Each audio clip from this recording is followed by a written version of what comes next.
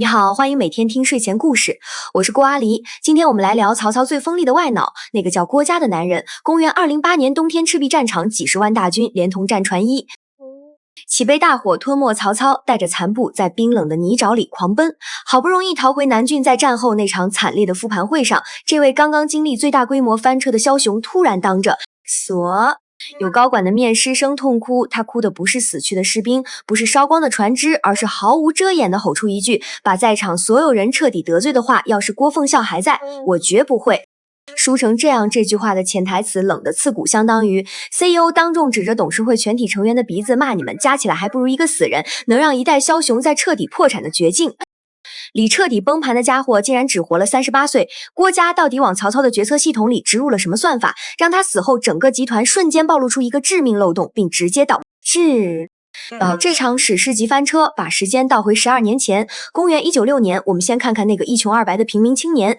是如何在必死局面里干净利落地炒了当时最大佬版的鱿鱼。接下来请找个舒服的姿势，让我们一起进入今晚的故事旅程。公元190年大汉，这台运行400年的老机器彻底死机董卓，晋晋皇帝成了设各地军阀疯狂招兵天下，瞬间变成没有规则的黑暗森林人命，在这里是最廉价的消耗品。手里没兵又不想被乱刀砍死，唯一的活路就是把大脑卖给一个有势力的老板，换一张暂时的入场券。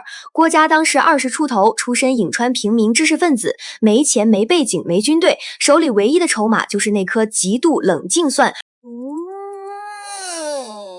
一侧的大脑。他先去面试了当时资源最雄厚的巨头袁绍。袁绍家族43公门生，故吏遍布天下，账面现金流豪华到抱拳天下的聪明人都在往他攻。司礼己郭嘉顺利拿到了 offer， 上班几十天后，他做了一件让所有人下巴掉地的事儿，直接收拾行李裸辞走。之前他找到袁绍手下2名高管辛平和郭图，没有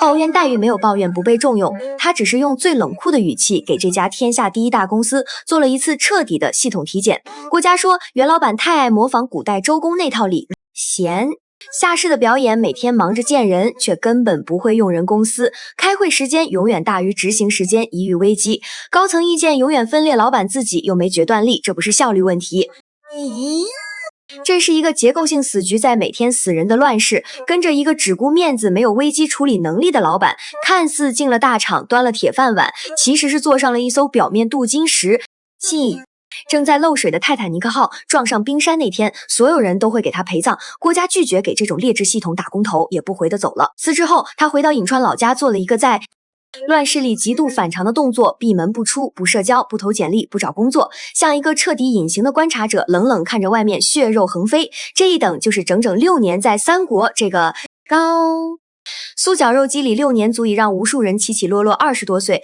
本该是建立基本盘的黄金窗口，郭嘉却把这些时间全部当成沉没成本，白白扔在荒村野店。这就是顶级赌徒的定力。他清楚入场券只有1张，选错老板代价是9族陪葬。在没遇到能看懂自己底牌的庄家之前，他宁愿把筹码烂在手里，也绝不下注。到公元196年，曹操的首席智囊戏志才病逝，曹操正处于创业最危险的阶段，刚刚完成挟天子以令诸侯，把汉献帝弄到许都名义上，是丞相实际地。韩只有一小块四周，被大军阀死死包围，军粮都要靠抢，他急需一个最强大脑，破局写信给荀彧，让他推荐人。荀彧写下一个名字，郭嘉。27岁的郭嘉终于走出那间等了6年的屋子，前往许都。这是一场中国历史上最硬核的面试，没有寒暄，没有客套。曹操和郭嘉关起门，把天下地图铺在桌上，直接进行留一场烧脑到极点的沙盘推演。曹操抛出内忧外患的死局，郭嘉给出的不是多抢粮食、多招士兵的常规答案，而是一整套如何看透对手弱点、用人心干撬动地缘政治的战略算法。曹操当场发现，对面这个年轻人完全不按常理出牌，他不在乎道德，不在乎兵法，只在乎一件事：用最低成本、最快速度杀死对手。门一打开，曹操对身边人说：“使孤成大业者，必此人也。”郭嘉出门后也说：“真无主也，这才是值得卖命的老板。”曹操立刻为他设置全新官职军师祭9，相当于首席战略官，不管行政不打卡，唯一 KPI 就是在生死关头给出最致命的决策。郭嘉用6年等待，直接跳过基层，坐上曹操集团最高决策层的使他赌赢了第一步，找到了能完美兼容他大脑算法的系统。但现实立刻给他当头一棒。此时曹操基本盘脆弱到极点，北方旧老板袁绍刚刚吞并四周，拥兵10万，冷冷俯视中原。东方天下最强战争机器吕布盘踞徐州骑兵，随时能切断曹操喉咙。郭嘉上任第一天，桌上就摆着一个不可能战胜的强敌和一份快见底的粮草清单。他刚刚选中的庄家马上就要破产清算。公元198年冬天，徐州下邳城外，曹操押上全部家底，东征吕布，开局连赢3场，把吕布压缩到下邳城内。按理说占优，但战争从来不是算术题，而是时间与资源的赛跑。吕布闭门不出，把歼灭战拖成大半年。攻坚战，曹操粮草从许都千里运来，成本高昂，天气入冬，士兵疲惫，吃起断崖下跌后，方南有张绣，北有袁绍，资金链即将断裂。中军大帐最高级别会议上，气氛冰点，包括曹操在内，大多数人倾向保守方案，退兵止损。从商业逻辑看，这很合理，拿不下来就撤，保住现金流。郭嘉站出来，直接按下停止键。他拿着地图给曹操算了一笔极冷血的账。果现在撤过去，投资打水漂还是小事儿。吕布缓过气来，必然和袁术联手曹操根据地，将彻底被锁死两面夹击，绝对死局退。就是慢性自杀，手里没牌怎么办？郭嘉越过所有军事数据，直接把手术刀插向吕布大脑。他给出8个字：勇而无谋，气衰力竭。吕布是一台靠爆发力和直觉运转的机器，打顺风无敌，但有抗压系统，没有长远规划，连赢3场已经把他的锐气打折。现在他缩在城里，看似安全，实际内部正在崩溃，将领各怀鬼胎，就像连续输光的赌徒心理防线到极限。这个时候绝不能给他喘息机会，只要撤退半步，他自信心就会满血，必须继续加注，用物理高压压断他的神经。曹操问怎么打城墙，根本攻不下。郭嘉和荀攸联手提出一个不带感情却极狠辣的方案：决水灌城，放弃强攻，城墙动用步兵挖沟截断沂水和泗水，直接引向下邳。这是超出常规冷兵7维度的降维打击。大水灌入毁的不仅是城墙，更是后勤和生存空间。曹操拍板梭哈工程展开后，2条河洪峰改道，咆哮冲向下邳城内，瞬间变成巨大浴缸积水漫过街道，粮草泡烂，战马失去机动，物理崩塌，精准触发，心理崩塌。没几天，吕布手下侯成、宋宪、魏续等将领发动兵变，把吕布捆起来开城门，投降天下第一猛将。吕布没死在沙场，死在自己人的绳索和郭嘉的算计里。徐州大片地盘和精锐骑兵全部变成曹操资产，这是郭嘉交出的第一份业绩报告。他用极高风险帮曹操换来惊人回报。所谓无解死局，有时只是你只看到城墙厚度，没看到背后人性的脆弱。找准人性杠杆，再锋利的刀也会从内部自己折断。曹操站在徐州城头，看着翻倍的版图，觉得离平定天下又近了一大步。公元200年，徐州并入后，曹操终于和曾经的老板袁绍正面碰撞，这是一场完全不对等的兼并战。袁绍10万精锐，曹操勉强凑2万，外部泰山压顶，直接引发内部崩溃。许都关武将晚上偷偷写投降信，全公司都在找退路。更要命的是，后院起火，刘备在徐州造反，切断东部防线南边。孙策放话要偷袭许都，抢皇帝3个方向的敌人。正常推演就是死循环。郭嘉站出来，没有要预算，没有去前线，他直接抛出中国历史上最著名的企业生存分析报告10胜10败论，全篇不提兵力差距，只对比性格、管理制度、执行效率。袁绍繁文缛节为轻，是用开会多执行差，优柔寡断。曹操唯才是举决策，果断应变，极快。袁绍是臃肿恐龙，曹操是最新版本操作系统。这套报告给恐慌的高管打了一针强心剂，安抚完内部，郭嘉开始战术切割。面对3敌，必须取舍。曹操问先打刘备，袁绍背后捅刀怎么办？郭嘉说袁绍反应迟，顿手下内斗。等他开完会，刘备早被打成粉末。曹操又问南边孙策偷袭怎么办？郭嘉给出毛骨悚然的预测：孙策轻率仇家，遍地出门，不带保镖，必死于刺客破局。方式打时间差，无视江东，把袁绍晾在黄河，全军猛回头打刘备。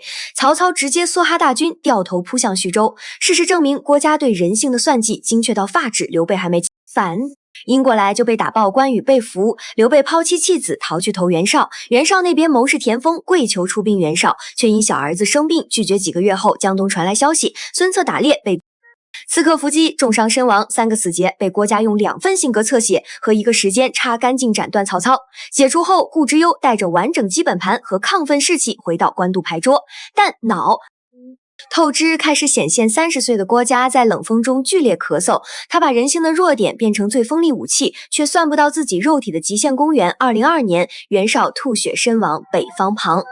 大帝国失去中枢，轰然倒塌。曹操准备乘虚吞并，却撞上铁板袁谭。袁尚兄弟在外部压力下瞬间抱团死守，黎阳半年攻坚，死伤惨重，资金链见底打下去。国库抽干撤退，沉没成本归零。南方刘表随时偷家，郭嘉再次站出来，把目光投向袁氏兄弟大脑。他给出深度病理切片，提出反直觉方案，全军撤退还要打。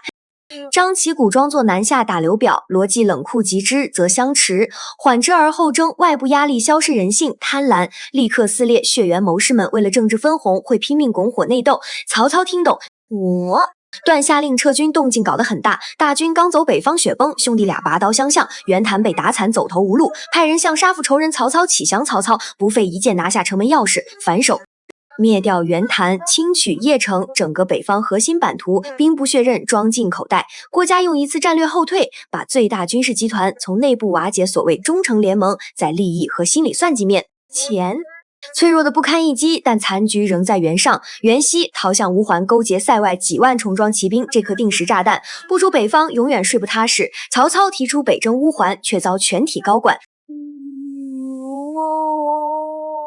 集体反对，风险收益彻底失衡。上千里恶劣地形，后勤随时锻炼南方刘表刘备，随时偷家标准送人头。死局38岁的郭嘉身体已极度虚弱，咳嗽声部，但大脑依然冷酷如计算机。他跳过所有物理参数，给出2份人性病理切片。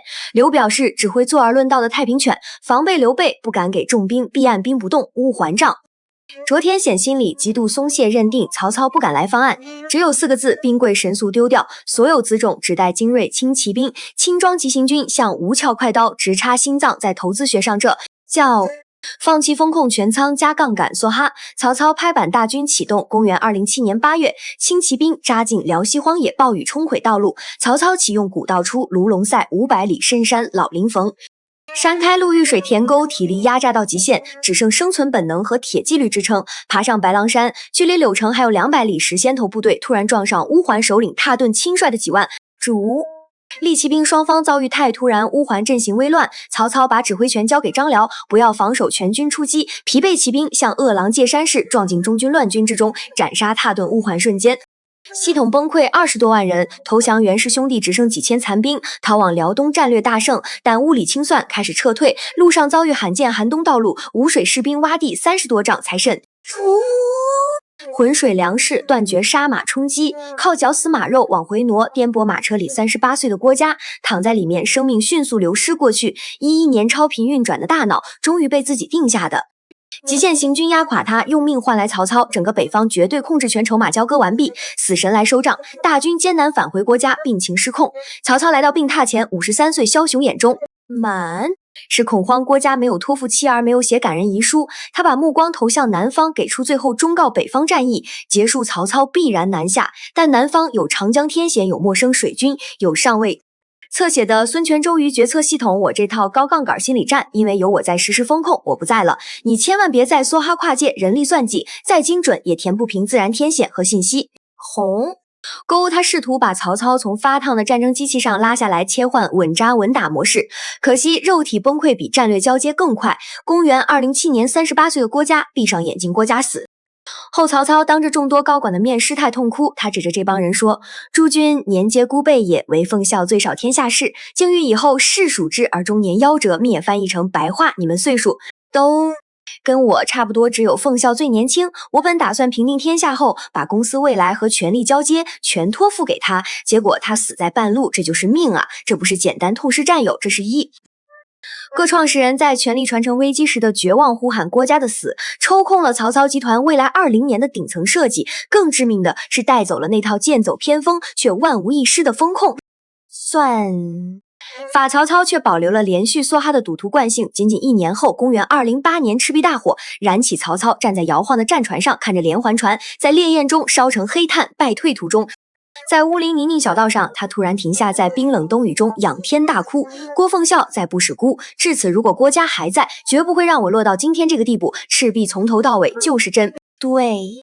曹操本人的心理骗局，黄盖苦肉计庞统连环计利用的正是他平定北方后的极度自负其他谋士。也许看得出，但没人敢像郭嘉那样，在他最得意时都投浇一盆冰水。郭嘉的缺席证明了他的无可替代，他就像超级防火墙，过滤掉曹操所有冲动防火墙，没了膨胀的自信，开始裸奔。郭嘉这一生太短，30岁，他没活成安稳老臣，更像一个坐在乱世牌桌上的冷酷赌徒，握着对人性的绝对洞察，在一场场死局里微笑着推出所有筹码，赢下最大一局后飘然离场。今晚的故事到这里结束。白天我们常常被看似无解的困局困住，精打细算资源，害怕走错一步。回看郭嘉这短暂却浓烈的一生，或许能感受到一种释然。当你觉得山太高水太深，与其死磕外部阻碍，不如向内去看透底层逻辑，去看透人性本性。当你理解事物运转规律，那些看似不可逾越的死局也许只是一层一捅就破的窗户纸。在这个世界上，你不必拥有最庞大的力量，